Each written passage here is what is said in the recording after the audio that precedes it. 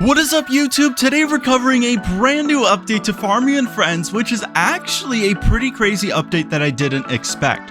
So a few days ago, the developers actually added essentially an ability to make your farm even larger. So I'm talking about the new layouts feature. It took me a while to actually find this, but if you go into build mode and you look right here, there's this tiny button called layouts. You click it, and I'm re-recording this video, but essentially you start off with a default layout. And once you have the default layout, you can actually add additional layouts.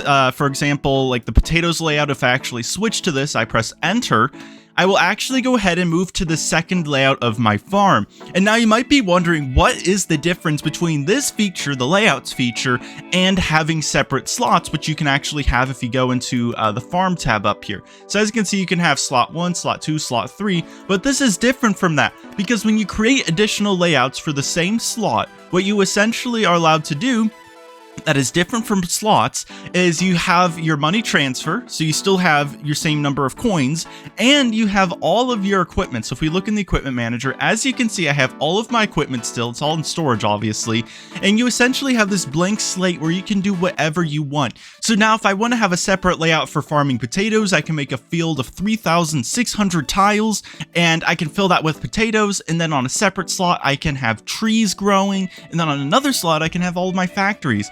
Now, the only thing that might be a bit difficult is transferring crops in between slots. I figure you can probably do that with trailers. So this is an incredible feature that it allows you to include a lot more on your farms, because something players had a problem with previously was that they're running out of space because the developers are adding so many new factories, vehicles, crops, and now we finally have the ability to increase the size of our farm without having to make the map a whole lot larger.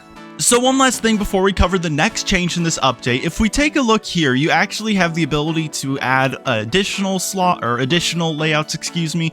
So as you can see, the price does increase every single time you purchase one. I believe the first one is 20,000 coins, and then either like 60,000 or 80,000 coins, and then it goes up. And right now it's at 540,000 coins for me, but don't worry, the first slot or the first layout does not cost that. But I'm going to go ahead, I'm going to switch to my other layout. Oh my gosh. I think that's a bug.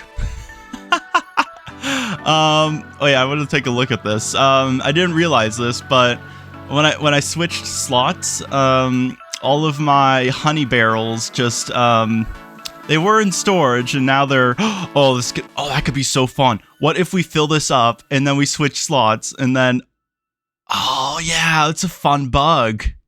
Oh, that's pretty fun. We could have like an explosion of pallets. Oh, I really want to do that. Okay, we're definitely going to do that in a second. But let's go ahead and cover the next thing in this update, which is factory efficiency. Now, to actually go ahead and demonstrate this, let's go ahead and get some milk so we can actually run one of our factories. So I'm going to herd a few cows. Not that one. Let's click you. Some of them will listen, some of them won't. We'll see which ones actually come to the barn. We have a fan in the server. Hello, just123 farming 48.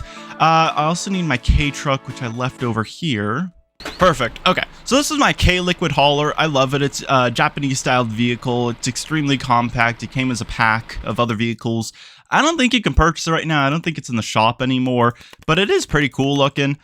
Wait, is this the K pack? No, that's the Marley pack. Okay, that's also a pretty cool pack. But anyways, let's go ahead and milk all the cows, and I'll show you what we're going to do with this milk in just a second. But we need it to actually run the factory that I want to show you guys changed. Okay, so all the cows have been milked, and we're going to head over to the K-Truck and take this over to our cheese factory, because this is the easiest factory to demonstrate this feature on. I don't necessarily think it works for chocolate milk factories, and I'll explain afterwards why that is. But let's deposit all 18 milk in there, and let me explain to you what they changed. Also, why is it so dark? So it's extremely dark in here. I don't know why. I'm so sorry. But essentially, maybe I can move this factory and it'll fix it. Maybe get some light, please. No light. Okay, so I guess we don't get any light in here. But essentially what happened in factories is now the processes in the factories run simultaneously. So I think that means that you'll be able to produce things a lot faster. So what this means is how it was before the update. Essentially, this was one step here, the little milk churner, and then you had this conveyor belt. I know you can't see anything. I can't see anything either. I don't know where the lights went. But basically, one step would run at a time. So it'd be first this one, then this one, then this one, and then this one. So these 4 steps would all have to run in sequential order before step 1 would start again.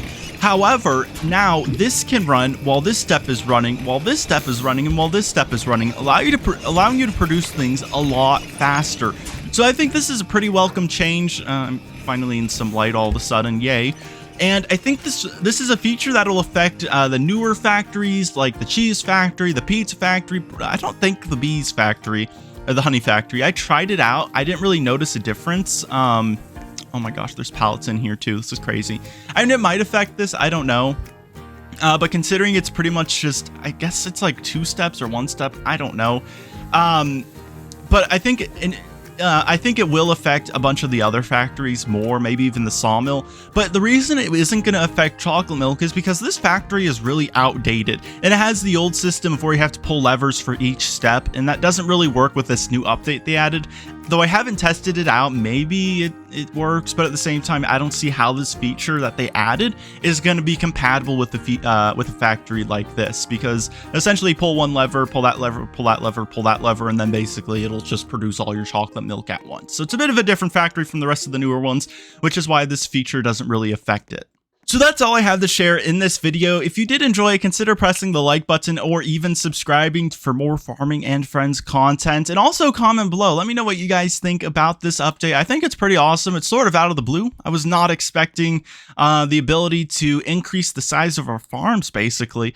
And also having more efficient factories is great for players who want to maximize the efficiency on their farm. It's going to make your products a lot faster.